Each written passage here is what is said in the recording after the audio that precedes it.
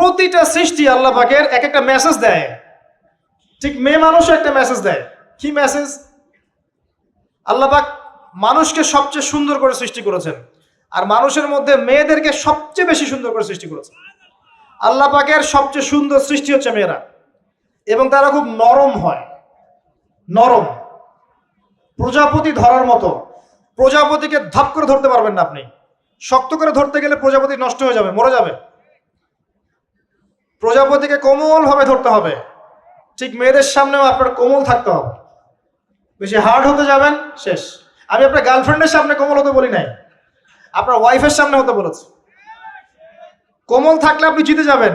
দেখবেন দুনিয়ার চিল্লা ফাল্লা করছে আপনার বাসায়, আপনি চুপচাপ আছেন পাহাড়ের মতো, কোমল আছেন।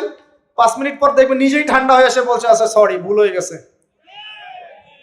আর যদি আপনি চিল্লা ফাল্লার কাউন্টার দিতে যান, তাহলে দেখবেন সুটকেস গোছানো শেষ, বাবার বাড়ি চলে গেছে। ডিল করা খুব ডিফিকাল্ট।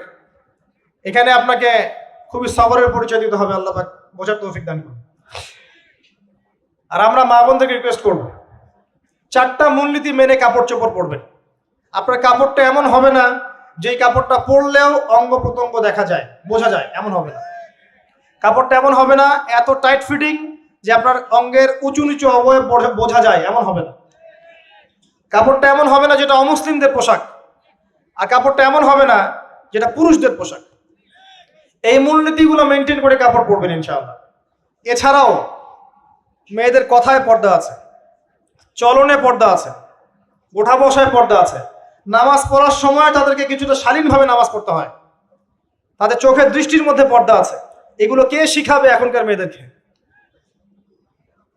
সবসময় বিজি দেখবেন নতুন কোন সিরিয়াল আসছে, নতুন কোন ফ্যাশন আসছে, নতুন কোন পার্লারে কি আসছে, কোন কাটিং আসছে, কোন নায়িকা আসলো। ওই যে বাংলাদেশে কোন এক নায়িকা আসছে, তাই নিয়ে মিডিয়াতে এমন তোলপাড়, মনে কি নাকি একটা অবস্থা। আল্লাহর কাছে তোমার কি মূল্য আছে হে? আল্লাহর কাছে তোমাদের কি মূল্য আছে? তোমরা কি 5 ওয়াক্ত নামাজ পড়ো? তোমরা কি পর্দা করো? তোমাদের মধ্যে হায়াবোধ কিছু আছে? তোমরা মানুষকে ভালো কিছু শিখাও, সমাজকে ভালো কিছু দাও, শালীন কিছু দাও। আল্লাহর কাছে তোমাদের কি মূল্য আছে? নবী সাল্লাল্লাহু আলাইহি ওয়াসাল্লাম তো জাহান্নাম দেখে সেই কথাটাই বলেছেন, আমি জাহান্নাম দেখে আসলাম, সেখানে বেশিরভাগ অধিবাসী হচ্ছে মেয়ে, নারী। কি কারণ? তারা এমন কাপড় চোপড় পরে বাইরে ঘুরতো যেই কাপড় পরেও তারা নগ্ন থাকতো। আমি কি ব্যাখ্যা করতে হবে? আপনি দেখতে পারেন না? এবং তারা স্বামীর সাথে কুফরি করত। সারা জীবন স্বামী যদি তাদের ভরণ পোষণ দেয়, ভালোবাসে, মহব্বত করে, তাদের জন্য জীবনটা ক্ষয় করে ফেলে, এক পর্যায়ে গিয়ে বলবে সারাটা জীবন তোমার কাছে কিছুই পাইলাম না। বাস্তব। এগুলোর কারণে মেয়েরা বেশি বেশি জাহান্নামে যাবে, এবং তারা মানুষ মারা গেলে মাতম করে, বুক পিঠ চাপড়ায়, এই কারণে যাবে, এবং তর্ক লাগলে অভিশাপ দেয় বেশি, এই কারণে যাবে। আল্লাহ পাক আমাদের মা বোনদেরকে হেফাজত করুন। তবে একটা হাদিস আছে সুসংবাদের। নবী সাল্লাল্লাহু আলাইহি ওয়াসাল্লাম বলেছেন, একজন নারী যদি 4টা কাজ করতে পারেন, জান্নাতের যে কোনো দরজা দিয়ে ইচ্ছা প্রবেশ করতে পারবেন। 1 নাম্বার 5 ওয়াক্ত নামাজ, 2 নাম্বার রমজান মাসে সওম, 3 নাম্বার আপনার লজ্জাস্থানের হেফাজত অর্থাৎ খাস পর্দা, এবং 4 নাম্বার আপনার স্বামীর আনুগত্য। ফ্যামিনিস্ট আকীদার মেয়ে হলে আনুগত্যকে দাসত্ব মনে করে, স্বামীর আনুগত্যকে তারা দাসত্ব মনে করে। স্বামী কে? স্বামীর সম্মান বোঝেন আপনি? স্বামী কে? যার ব্যাপারে নবী সাল্লাল্লাহু আলাইহি ওয়াসাল্লাম বলেছেন, আমি যদি আল্লাহ ছাড়া অন্য কাউকে সেজদা করতে বলতাম, তাহলে মেয়েদেরকে বলতাম তারা যেন স্বামীদেরকে সেজদা করে। আপনাকে আমি কিভাবে বুঝাবো স্বামী কে, স্বামীর মর্যাদা কোথায়? এগুলো কি ইসলাম মেয়েদেরকে ডমিনেট করছে এগুলো দিয়ে? কেন? এই স্বামী আপনার জন্য সারাটা জীবন ক্ষয় করে ফেলে। একটা চোর পর্যন্ত, একটা চোর, একটা করাপ্টেড মানুষ, দুর্নীতিগ্রস্ত মানুষ, সে চুরি করে, দুর্নীতি করে এনে বাচ্চাকে খাওয়ায়। একটা ধর্ষক পর্যন্ত ওর মেয়েকে আদর করে।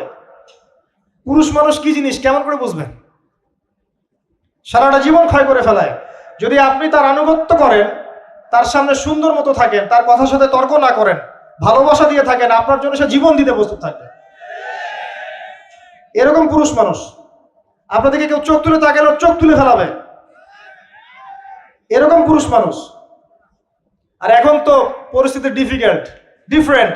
বাসায় পুরুষ বাইরের ছেলের সাথে ফোনে প্রেম হয়ে গেছে, পালায় চলে গেছে, বিয়ে করে ফেলছে।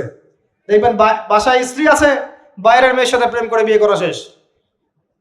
বিয়ে করলে সমস্যা নাই, ব্যভিচার করে ফেলছে, বিয়ে সে করতেই পারে, সে যদি সমতা রক্ষা করতে পারে, সেটা তার ডিফারেন্ট ইস্যু, এটা অন্য ইস্যু। তো স্বামীর আনুগত্য আপনাকে কিভাবে বুঝাবো? এটা দাসত্ব নয়। নবী সাল্লাল্লাহু আলাইহি ওয়াসাল্লাম বলেছেন, কোন স্বামী যদি কোনো স্ত্রীকে চায়, তার প্রয়োজনের জন্য চায়, মহব্বতের জন্য, স্ত্রী যদি চুলায় রান্না করতে থাকে, ওই রান্না ফেলে দিয়ে তাকে আসতে হবে। হাদিস। রাতের বেলা স্বামী স্ত্রী শুয়েছে, স্বামীর চাহিদা আছে, স্ত্রীর কোনো সমস্যা নাই, স্ত্রী ফিট, ইচ্ছা করেই অহেতুক স্বামীকে বলল আমি রাজি না, উল্টা পাশে মুখ করে ঘুমিয়ে গেল। আল্লাহর নবী বলছেন, সারা রাত আল্লাহর পক্ষ থেকে একজন ফেরেশতা আসবে, এসে এই নারীকে অভিশাপ দিতে থাকবে। এখন এগুলো হাদিস শুনলে বলবে যে ইসলাম তো মেয়েদেরকে ছোট করছে। একজন মেয়ে তার, একজন স্বামীর কথা বলছে, স্বামী তার মেয়ে, তার স্ত্রী, তার মা, তার বোন, সবাইকে তার মিরাসের হক দিতে হয়। একজন মেয়ে তার বাবার সম্পত্তি পায়, কোনো কোনো ক্ষেত্রে তার ভাইয়ের সম্পত্তি পায়, তার স্বামীটা তো পাই, তার ছেলেরটাও পায়, নানি হলেও সম্পত্তির হক আছে। একটা মেয়েকে চতুর্দিক থেকে সিকিউর করা হয়েছে ইসলামে। তারপরেও কিছু ফ্যামিনিস্টের কারণে এরা বলবে যে মেয়েদেরকে ইসলাম ছোট করছে। হ্যাঁ, মেয়েদেরকে ইসলাম কেন ছোট করছে? কারণ পর্দা করে যে বাইরে বেরোতে বলেছে, ঢ্যাং ঢ্যাং করে নগ্ন হয়ে বেরোতে নিষেধ করেছে, এই কারণে। যদি বলে যে হ্যাঁ ইসলাম আপনাদেরকে ফ্রি মিক্সিং এর স্বাধীনতা দিচ্ছে, আপনারা সবাই ফ্রি মিক্সিং করেন, গেঞ্জি পরেন, টি শার্ট পরেন, স্যান্ডো গেঞ্জি পরে বাইরে ঘুরে বেড়ান, টাইট ফিটিং প্যান্ট পরে বাইরে ঘুরে বেড়ান, সব জায়গায় আপনারা ফ্রি মিক্সিং করেন, পর্ন দেখেন, জেনা করেন, মদ খান, ইসলাম খুব ভালো। তখন তোমাদের জন্য তো ইসলাম নয়, তোমরা জাহান্নামে যাও, আল্লাহর কি আসে যায়? ইসলাম তোমাদের জন্য নয়, তোমরা জাহান্নামে গিয়ে মরো, ইসলামের কিচ্ছু যায় আসে না। আল্লাহর ওয়াস্তে পারিবারিক আদর্শের দিকে ফোকাস করেন প্রিয় ভাই। নিজে জাহান্নামের আগুন থেকে বাঁচেন, পরিবার বর্গকে বাঁচান, পরিবার বর্গকে বাঁচান। পরিবার একটা পার্ট হচ্ছে আপনার পিতামাতা। পিতামাতার সাথে খারাপ আচরণ করতে যায় না আল্লাহর ওয়াস্তে। সেই ব্যক্তির জন্য ধ্বংস, যার পিতামাতা বেঁচে আছে তাদের হক আদায় করে সে জান্নাতে যেতে পারলো না, তার জন্য ধ্বংস।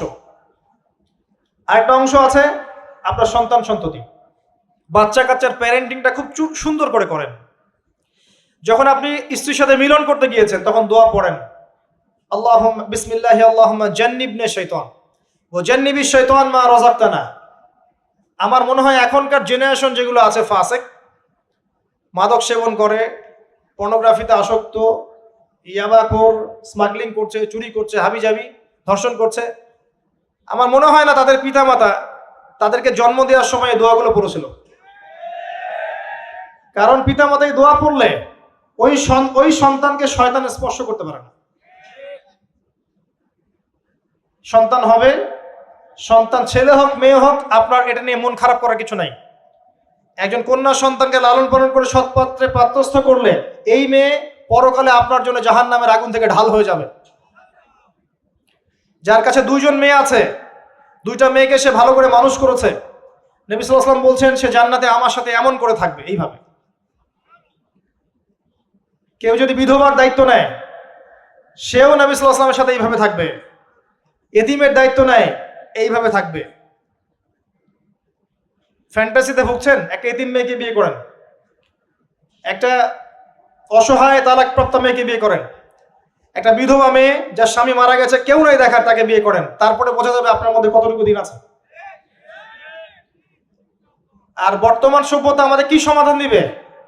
সবাই যদি দিনদার একটা করে ক্যাটরিনা খোঁজে, এই এতিম, এই বিধবা, এই যাদের দেখার কেউ নাই, এই মেয়েগুলা কি রাষ্ট্রের সম্পত্তি হয়ে থাকবে? এদের দায়িত্ব কে নিবে? পুরুষরা যদি দায়িত্ব না নেয়, কে দায়িত্ব নিবে? এখন কেউ যদি ওদের দায়িত্ব নিতে যায়, তখন তাকে আবার খারাপভাবে উপস্থাপন করা হয়, এই ব্যক্তির মনে হয় চরিত্র খারাপ। কিন্তু এদিকে বাইরে 10টা জেনা করে বেড়াচ্ছে, কোনো সমস্যা নাই, এগুলো উস্কায়। এইসব জাহেলদের জন্য ইসলাম নয়। ইসলামের প্রতিটা বেসিক ফান্ডামেন্টাল মানবতার কল্যাণের জন্যই। এগুলোকে ফরজ করা হয়নি, আপনি নফল, আপনার সামর্থ্য থাকলে আপনি করতে পারেন, না করলে কোনো সমস্যা নাই। কেউ যদি করে, যে ইসলাম পরিপূর্ণরূপে পালন করার চেষ্টা করছে, এটার উপর আমল করার চেষ্টা করছে, তাহলে আপনি তাকে ক্রিটিসাইজ করছেন কেন? কি সমস্যা আপনার? আরেকটা পার্ট হচ্ছে সন্তান সন্ততি। বাচ্চা কাচ্চাকে ছোটবেলা থেকেই মানুষ করতে হবে এমন ভাবে যাতে করে বড় হয়ে এরা এই উম্মার খালেদ এবং ওমর হতে পারে। বাচ্চা ছোট ছোট বাচ্চাকে আপনি ভালো খাবার দেন, ভালো খাবার দেন, মায়ের স্নেহ দেন, বাবা মার সাথে রাখেন, একটু গ্রাম্য পরিবেশে নিয়ে গিয়ে তাকে বড় করেন। কেন বলছে এই কথা? এখানে পরিবেশ সুন্দর থাকবে, সে দৌড়াবে ধুলার মধ্যে, মাঠের মধ্যে খেলবে, সুন্দর ভাষা শিখবে। এরপরে তাকে ভালো প্রতিষ্ঠানে পড়ান। প্রতিষ্ঠানটা এমন হবে যে প্রতিষ্ঠানে জেনারেল শিক্ষা, ইসলামিক শিক্ষা একসাথে দেয়া হচ্ছে, সে সব শিখবে। আমার ছেলে কোরআনে হাফেজও হবে, আমার ছেলে ডক্টরও হবে ইনশাআল্লাহ। এভাবে এভাবে করে তোলেন।